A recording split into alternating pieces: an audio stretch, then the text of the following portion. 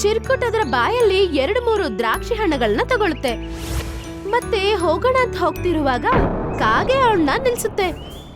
ಏನೋ ಕಪ್ಪು ಕಾಗೆ, ಏನೋ ಕದಿಯಕ್ಕೂ ಕಲ್ತ್ಬಿಟ್ಟಿಯಾ? ಚಿರ್ಕುಟ್ ಏನು ಮಾತಾಡದೆ ಅಲ್ಲಿಂದ ಬಂದ್ಬಿಡುತ್ತೆ. ಆಗ ಕಾಗೆ ಹಿಂದೆ ಬಂದು ಅದನ್ನ ಕಾಲಲ್ಲಿ ಎತ್ಕೊಂಡು ಹೋಗಿ ಒಂದು ಕಪ್ಪು ಗುಹೆ ಒಳಗಡೆ ಹಾಕ್ಬಿಡುತ್ತೆ.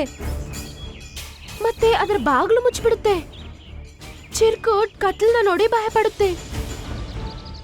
ಮತ್ತೆ ಕಾಗೆ ಆಚೆಯಿಂದ ಹೀಗನ್ನುತ್ತೆ, ಈಗೊಂದು ಹಾವು ಬರುತ್ತೆ ಮತ್ ನಿನ್ನನ್ ತಿಂದ್ಬಿಡುತ್ತೆ. ಹಂಗಂತ ಒಂದು ದೊಡ್ಡ ದಾರಾನ ಒಳಗಡೆ ಹಾಕುತ್ತೆ. ಆಗ ಚಿರ್ಕುಟ್ ಹಾವಂತ ಅನ್ಕೊಂಡು ಆ ಭಯದಿಂದ ಗಟ್ಟಿಯಾಗಿ ಕಿರ್ಚುತ್ತೆ. ಅಯ್ಯೋ, ಕಾಪಾಡಿ ಕಾಪಾಡಿ. ಭಯದಿಂದ ಕಿರ್ಚಿದ ತಕ್ಷಣ ಗಂಟ್ಲಿಂದ ಶಬ್ದ ಬರುತ್ತೆ. ಆಗ ಗೂಬೆ ಬಂದು ಆ ಗುಹೆಯ ಬಾಗ್ಲನ್ನ ತೆಗೆಯುತ್ತೆ. ಚಿರ್ಕುಟ್ ಗೂಬೆ ಆತ ನಡೆದ ವಿಷಯ ಎಲ್ಲ ಹೇಳುತ್ತೆ. ನಂಗೆ ಗೊತ್ತಾಗ್ಬಿಟ್ಟಿತ್ತು ನೀನು ಮಾತಾಡಕ್ಕೆ ಟ್ರೈ ಮಾಡಿಲ್ಲ ಅಂತ. ಅದಕ್ಕೆ ನಾನು ಕಾಗೆ ಹತ್ರ ಕಳ್ಸಿದ್ ನಿನ್ನನ್ನ. ಎಲ್ಲ ಪಕ್ಷಿಗಳ ಜೊತೆ ಅವರು ಹೀಗೇನೆ ಮಾಡೋದು. ನಿನ್ನ ಧ್ವನಿಯನ್ನು ಹಿಂದೆ ತರಕ್ಕೆ ಇದೊಂದೇ ದಾರಿ ಇತ್ತು ನನಗೆ.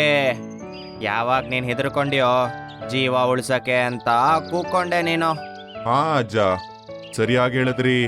ಅದ್ರಿಂದಾನೇ ನನ್ನ ವಾಯ್ಸ್ ಬಂತೀಗ. ಚಿಂಕಿ ಅಕ್ಕ, ತುಂಬಾ ಥ್ಯಾಂಕ್ಸ್ ಕಣಮ್ಮ, ನೀನ್ ನನ್ನ ಇಲ್ಲಿ ಕರ್ಕೊಂಡ್ಬಂದಿದ್ದಕ್ಕೆ. ಇದು ನನ್ನ ಐಡಿಯಾ. ಯಾರೋ ಪಾಪ ನಿಜಾನೇ ಹೇಳಿದ್ದಾರೆ, ನಮ್ಗೆ ಭಯನೂ ಉಪಯೋಗ ಆಗುತ್ತೆ ಅಂತ.